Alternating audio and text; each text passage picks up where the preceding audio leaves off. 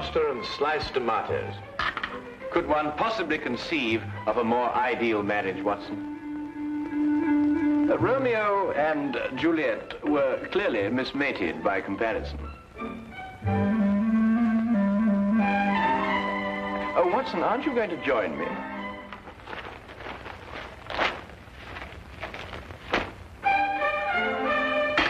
Oh, now, surely, Watson, you can't bear a grudge against me forever for something so trivial.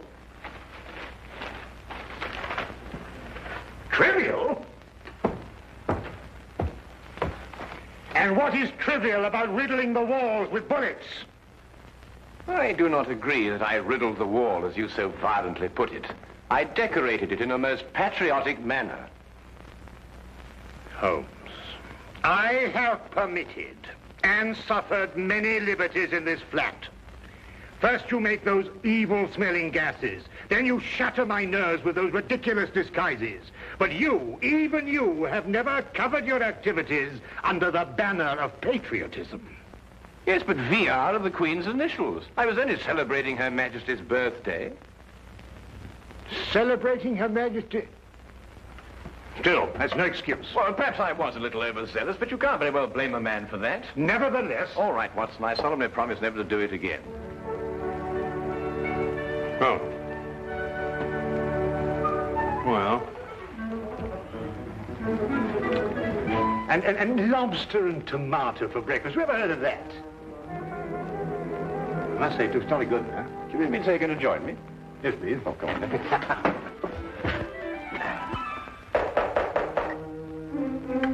That's strange. I didn't expect her until noon. She must have caught the midnight train. Oh. You'll meet her in a minute. Oh. Now, I wouldn't want her to feel that she was intruding.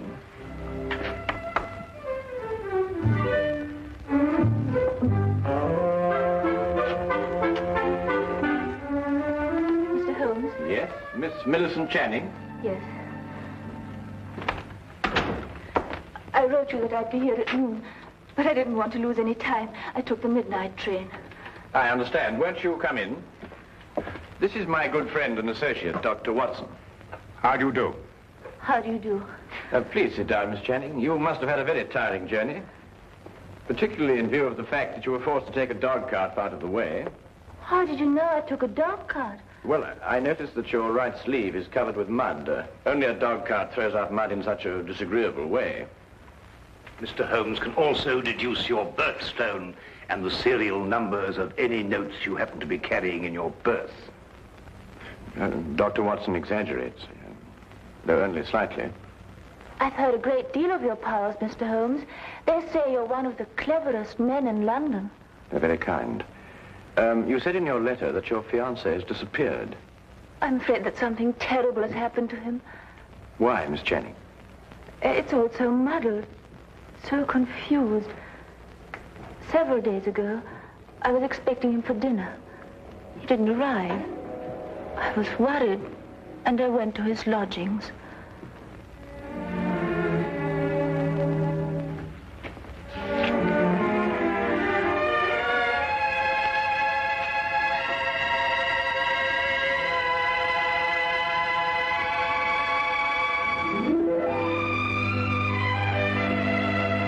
Millicent. They say of Mom it won't come to the mountain. Good heavens, we had a dinner date. At 8 o'clock. Oh, you must forgive me. I've been so deep in this, it completely slipped my mind. Millicent, how would you like to marry a full professor of English history at London University? I'd much rather marry you, John. I mean me. Well, are you serious? You still have 3 years before you can become a professor. It can happen in a month. Next week, perhaps. But how? Well, you know this research work I've been doing on 14th century English history? Yes? Well, I have reason to believe I've made the most amazing, the most fantastic discovery. Oh, tell me. Not until I put my theory to the test. And if I'm right, I can assure you there will be an immediate chair for me at the university. And more than that, I'll be famous. Oh, but, John, this is unfair, keeping me in the dark like this. I promise you it won't be for long. Tomorrow, I go to see Sir Thomas Greystone at Aberdeen to get his cooperation. He won't refuse because my success will bring him fame also. John, You simply must tell me what. Not another word tonight. I'll tell you everything when I come back the day after tomorrow. Remember, good things come to those who wait. But he didn't come back. Not the day he told me, nor the next day. I wired him at Greystone Castle asking him to explain the delay. I received this answer.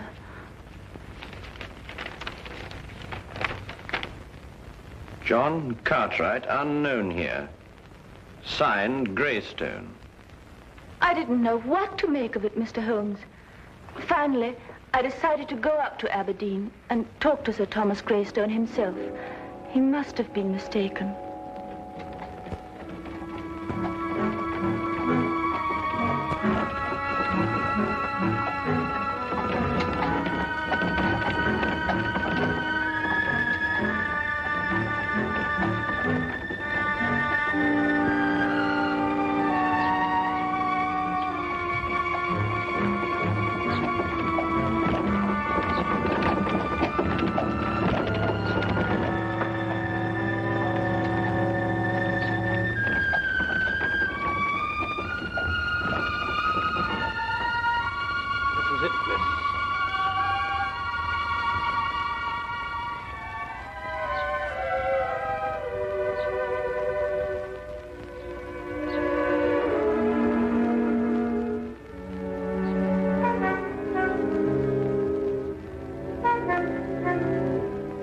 Certainly don't envy you, miss. Why? Is something wrong? Let's say something isn't right. Ever since the Greystones came upon hard times, they become a strange, mysterious pair. Hardly anyone ever comes to see them, and those that do don't waste any time there. If I were you, miss, I'd wait until it's light before I went up.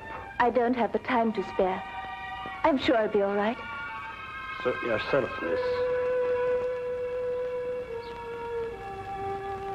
Get out.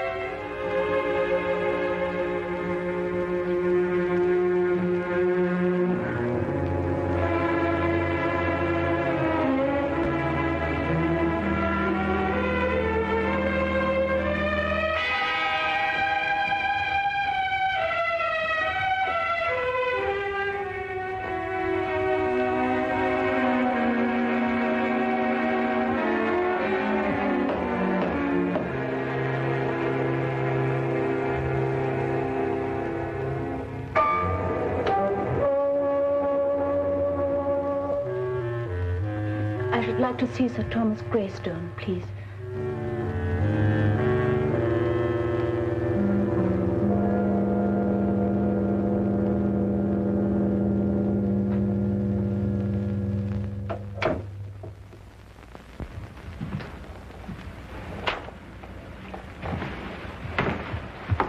My name is Miss Channing. Would you please tell him that... Miss Channing, is it? The lady who sent the telegram? Yes. I hope you don't think me foolish coming here in this way, Sir Thomas. Walter Greystone is my name. Sir Thomas is my father. If you've come to make further inquiries about your Mr. Cartwright, yes, I'd say you were foolish. We've absolutely no knowledge of the gentleman. But I can't understand it. He told me he was coming here to speak to Sir Thomas. About what? About a discovery he made while doing some historical research. He said it was to have brought fame to him and Sir Thomas both. I can assure you, Miss Channing, no one of that nature has been here. No one. But I know he took the 6:10 train on Tuesday. I saw him off. The 6:10 train makes a dozen stops along the way. He could have got off at any one of them. But why? I've no idea, miss. I'm sorry. I'm upset. You see, he's my fiancé. I quite understand, but there's nothing we can do. I'm sorry to have troubled you. One moment, miss. That telegram I sent you cost 2 shillings. I'll thank you to reimburse me. Father! Be quiet. I'm not a charitable institution. Are you Sir Thomas Greystone? I am. You didn't say you were. I didn't say I wasn't. 2 shillings, if you please. Thank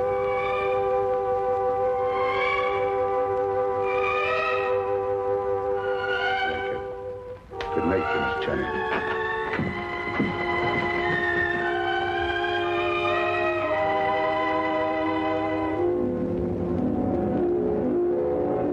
Whatever else I felt about the Greystones, I didn't believe they'd lied to me.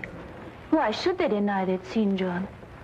However, as I made my way through the garden, I found this timetable in the bushes. I take it that these notes in the margin are in your fiancé's handwriting, Miss Channing. Yes, Mr. Holmes. They lied. He was there. And for some reason, they're trying to deny it.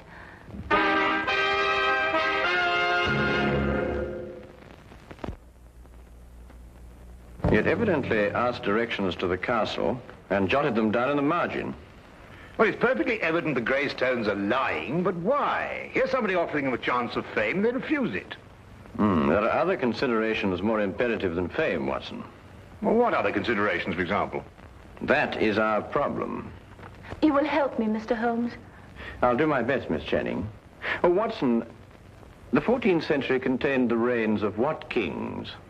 Wait a minute. 14th century?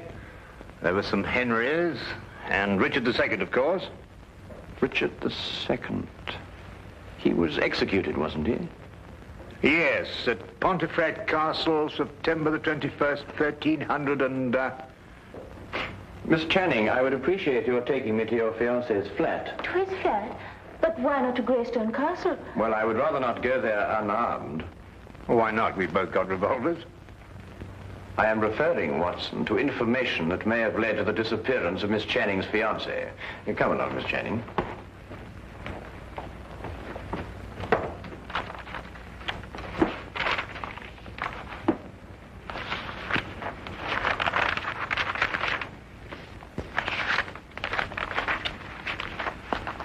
Well, I can't find anything there. Perhaps you'd have a look, Watson. Oh, thank you, Miss Channing. Thank you.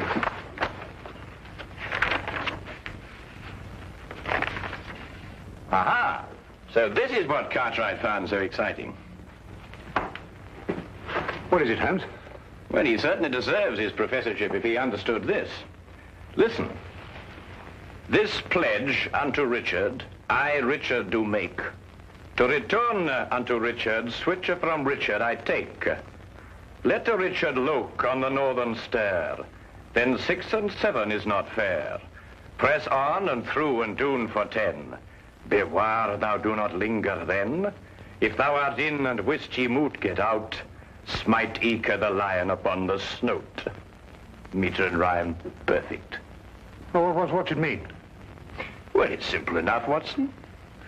Look here, Holmes, sometimes I think you'd say that a trip to the moon on an umbrella is simple. Yeah.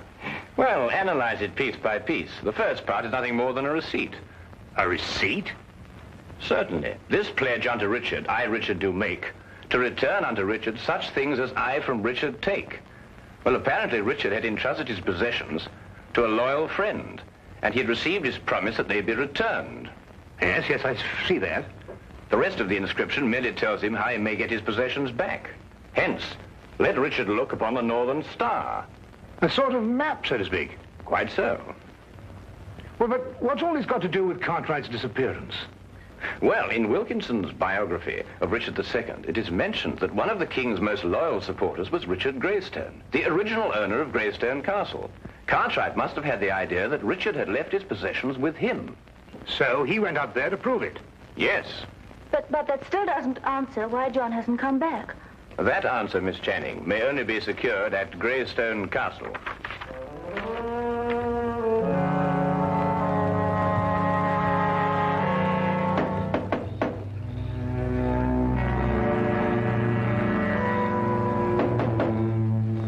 That's strange. There appears to be no one here.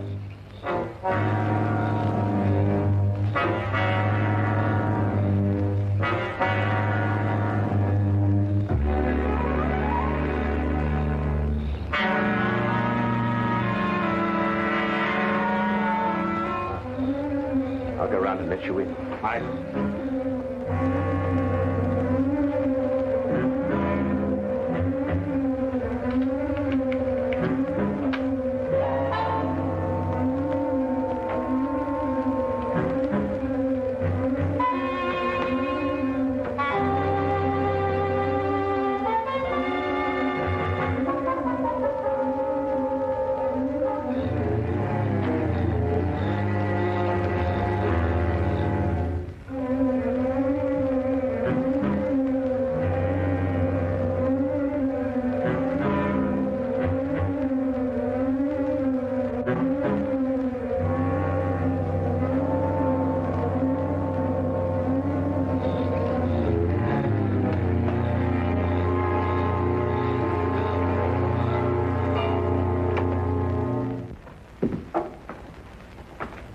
Come along and keep close behind me.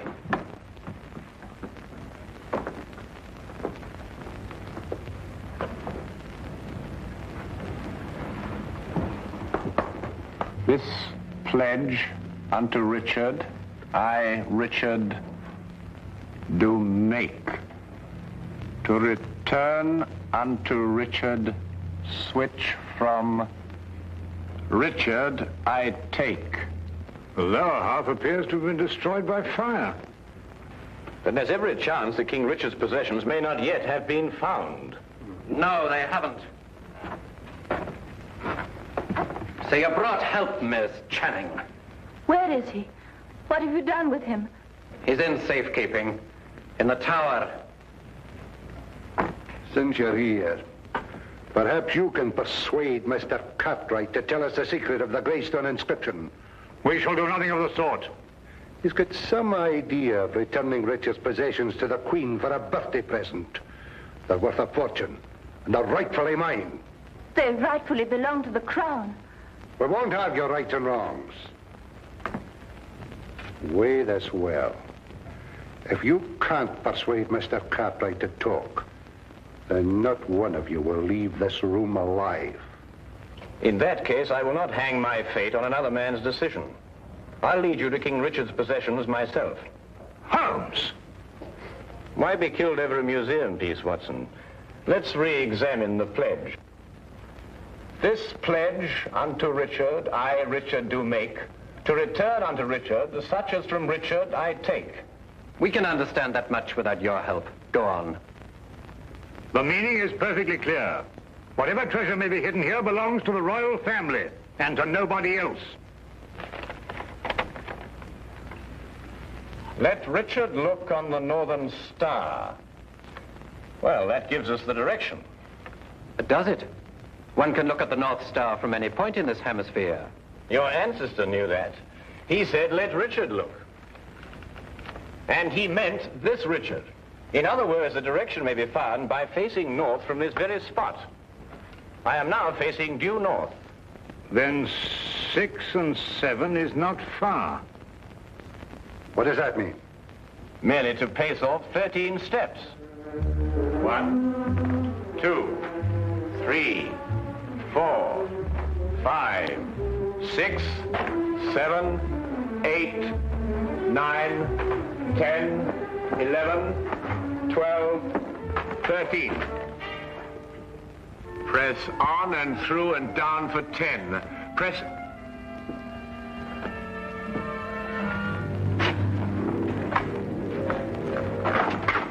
Stairs! Through and down for 10. 1, 2, 3, 4, 5, 6, 7, 8, 9, 10.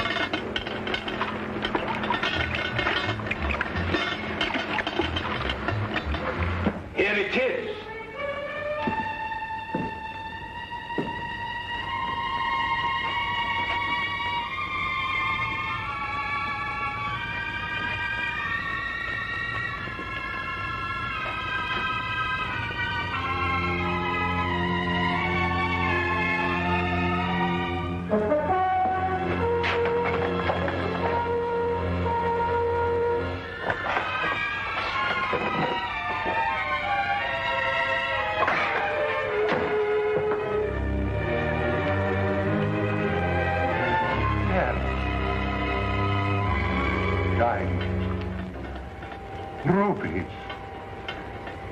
Hells, at last.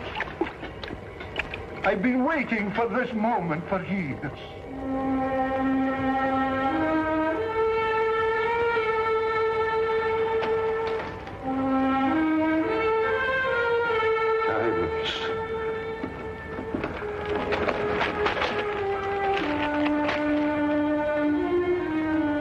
Rubies.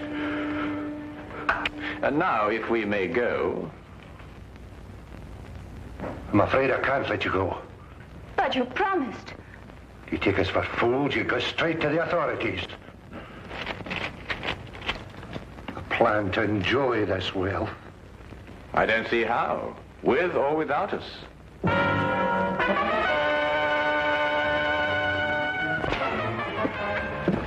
It seems your ancestors arranged for intruders. You knew this? I suspected. Then you must know the way out, otherwise you wouldn't have come in. Tell me at once, man, or I'll shoot you down where you stand. While only I have the secret to the door? Half the jewels. Half the jewels for a way out.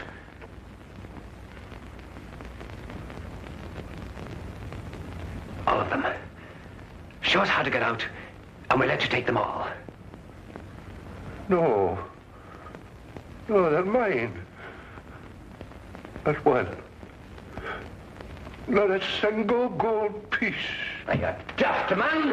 You want to rot here forever? The treasure's mine. The treasure's mine. You can't let them have it. Pay no attention. Give me the gun. You can have the treasure. Just the gun, please. The last two lines of the inscription read, as I recall, if you're in and can't get out, strike the lion upon the snout.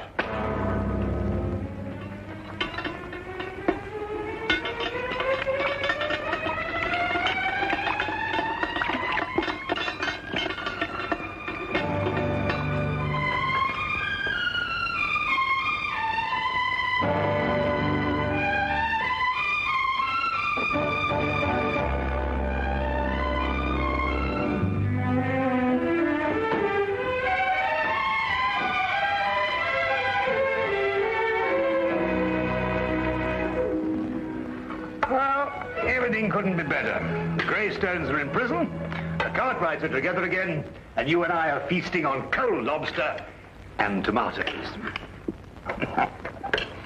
Well, I have a sense of well-being. Haven't you the slightest twinge of conscience, Watson? Conscience? No, why?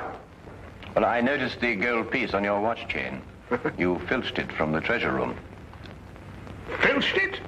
Certainly not. I made an application for it from the ministry. Oh, did you? Well, that was very enterprising of you, Watson.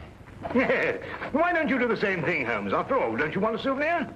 I have one. Oh, that.